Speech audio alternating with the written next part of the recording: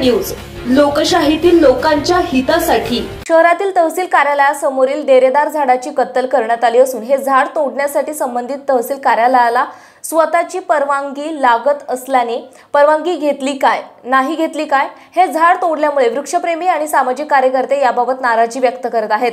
सध्या पावसाचे दिवस असल्याने शहर आणि जिल्ह्यात शासकीय यंत्रणेच्या वतीने झाडे लावा झाडे जगवा असे सांगितले जात असलं तरी परंडा तहसील कार्यालयाच्या आवारातील परिसरातील असणारे भले मोठे झाड तहसील कार्यालय इमारतीला बाधा पोहोचवत असल्याने कत्तल केले गेले आहे। याबाबत प्राप्त माहिती अशी की परंडा तहसील कार्यालयामध्ये येणाऱ्या नागरिकांसाठी सावलीत बसण्यासाठी तसेच भरपूर ऑक्सिजन मिळण्यासाठी यापूर्वी शासनाने ठरवून दिलेल्या नियमाप्रमाणे वेळोवेळी या रुग्णांच्या आवारातील परिसरामध्ये येथील कर्मचाऱ्यांनीच वृक्षांची लागवड केली होती।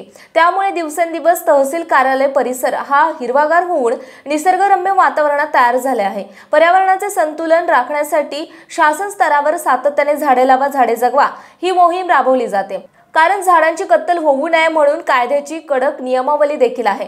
काही कारणास्तव झाडे तोडायची असल्यास यासाठी रीतसर परवानगी घेणे बंधनकारक आहे, परंतु तहसीलदार हेच झाडे तोडण्याची परवानगी देत असल्याने तहसील कार्यालय आवारातील झाडे तोडण्याची परवानगी घेतली की नाही हे समजू शकले नाही। तहसील कार्यालय इमारतीच्या भिंतींना तडे जात असल्याने आणि सीसीटीव्ही कॅमेऱ्यात तहसील कार्यालयाचा परिसर दिसत नसल्याने या झाडांची कत्तल करण्यात आली आहे। वृक्षप्रेमी आणि सामाजिक कार्यकर्ते याबाबत नाराजी व्यक्त करतात।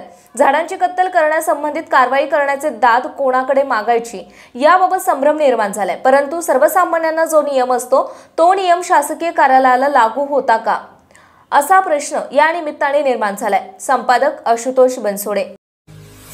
आपल्या परिसरातील महत्त्वाच्या आणि ताज्या बातम्या पाहण्यासाठी लोककल्याणार्थ न्यूज चॅनलला YouTube वर सबस्क्राइब करा आणि बेल आयकॉन प्रेस करा।